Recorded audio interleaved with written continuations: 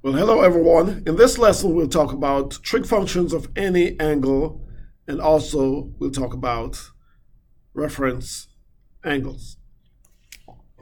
Remember that in relation to the unit circle, the trigonometric ratios are sine of theta equals y, cosine theta equals x, tan of theta equals y over x.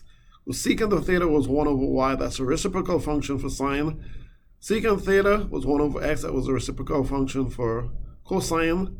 Cotan of theta was equal to x over y, and that was a reciprocal function of tan. In relation to any circle centered at a origin and with radius r, the trig ratios become sine of theta is equal to y over r. Cosecant of theta is equal to r over y. Notice it's reciprocal, so we flip the r and the y. Cosine of theta is x over r. Secant of theta is equal to r over x. That's a reciprocal function for cosine. Tan of theta is equal to y over x. And cotan of theta is equal to x over y. That's a reciprocal for tan. Now let's look at what happens in the four quadrants. And the four quadrants are important in determining the signs of the trigonometric ratios. For example, if we look at quadrant 1, cosine is positive, sine is positive, so tangent will be positive. So all the trig functions are positive in quadrant 1. In quadrant 2, cosine is negative and sine is positive. So sine and its reciprocal are positive in quadrant 2. In quadrant 3, because cosine is negative and sine is negative, then tangent will be positive because tangent is sine over cosine. Negative over negative, that gives a positive. Also, cotangent will be positive. Quadrant 4, cosine is positive, sine is negative. So in quadrant 4, only the cosine and its reciprocal secant will be positive. Notice the radius of the circle is always positive regardless of quadrant. Let's look at an example. Example 1 says theta is in quadrant 4 and the cosine of theta is 1/4. What is the value of the other trig functions of theta? That is sine, cosecant, tan, cotan, and secant. We can use two methods to solve it. First of all, we know that cosine squared theta plus sine squared theta equals 1. So treat it as if we were on the unit circle. So then 1 squared plus sine squared theta is equal to 1. Sine squared be equal to 1 minus 1/4 squared. That means sine squared theta is equal to 15 over 16. Sine theta would be negative radical 15 over 16 because we're in quadrant 4. So sine theta would be negative radical 15 over 4. Now, cosecant is the reciprocal of sine, so we just invert. So cosecant theta will be equal to negative 4 over radical 15. If we rationalize that, it becomes negative 4 radical 15 over 15. Tan of theta is sine theta divided by cosine theta. That's negative radical 15 over 4 divided by 1 over 4. And so that gives us negative radical 15. Cotan of theta is a reciprocal of tan. So you flip this. Negative 15 over 1, it becomes negative 1 over radical 15. And if we rationalize that, it becomes negative radical 15 over 15. Secant theta is just a reciprocal of cosine. And cosine was 1 over 4, so secant becomes 4 over 1, which is 4. Method 2, we treat the denominator in the cosine as our radius. So we let x equals 1 and r equals 4 in the cosine function. The cosine is x over r. So then we have 1 squared plus y squared equals 4 squared. And then simplify that to find y, we end up with y is equal to plus or minus root 15, but because we are in quadrant 4, we choose y is equal to negative root 15. Now, using these ratios, we have sine of theta is equal to y over r, and y we know was negative radical 15, so that'd be negative radical 15 over 4.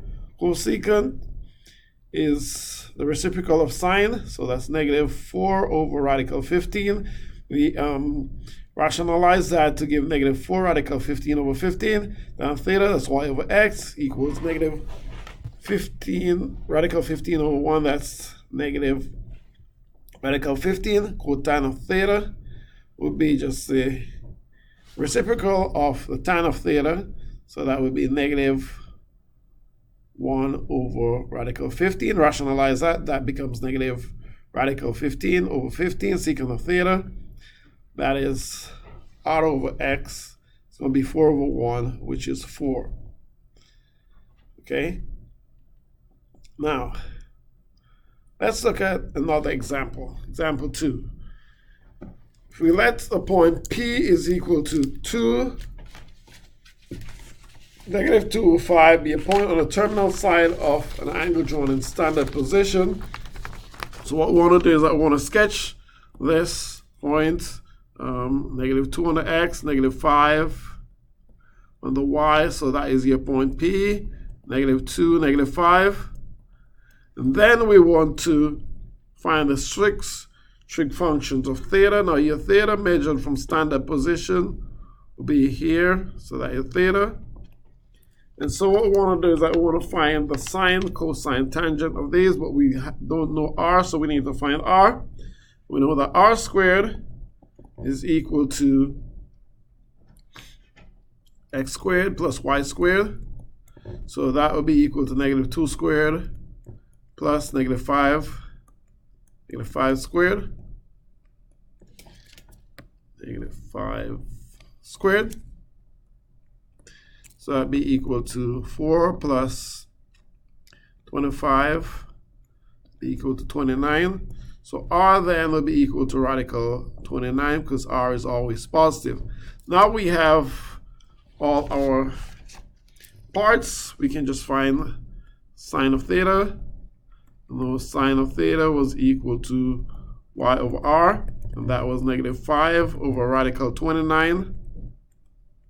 And we can rationalize that to give negative 5 root 29 over 29. And then cosecant of theta is the inverse or multiplicative inverse, so that becomes radical 29 over 5, that's negative. Then cosine of theta is equal to x over r. We know x was negative 2 over radical 29. Rationalize that, it becomes negative 2 radical 29 over 29. And then the reciprocal of cosine is secant theta. So that would be r over x. Invert this, it becomes radical 29 over 2, and that's negative. Then tan of theta would be y over x. It's going to be negative 5 over negative 2. That's going to be 5 over 2. And so the cotangent of theta would be x over y. And so we invert 5 over 2, and that becomes 2 over 5. And so that's your 6 trig functions right there. Let's look at another example. Let theta be at an angle such that secant theta is equal to 3 over 2. Secant theta is equal to 3 over 2. And cotangent theta is greater than 0. So what are the values of cosine theta? All right, note here that secant theta is r over x. So then r will be equal to 3 and x will be equal to 2. We want to find y, so find y. r squared is equal to x squared plus y squared. So 3 squared be equal to 2 squared plus y squared. So 9 is equal to 4 plus y squared. And to keep on working this out, we have y squared is equal to 9 minus 4, which is 5. And y will be equal to radical 5, or plus or minus radical 5. So we choose radical 5 because we are now in Q1 because of the cotangent greater than 0, and secant is positive as well. So when both these are positive, then we're in Q1, right? Because in Q1.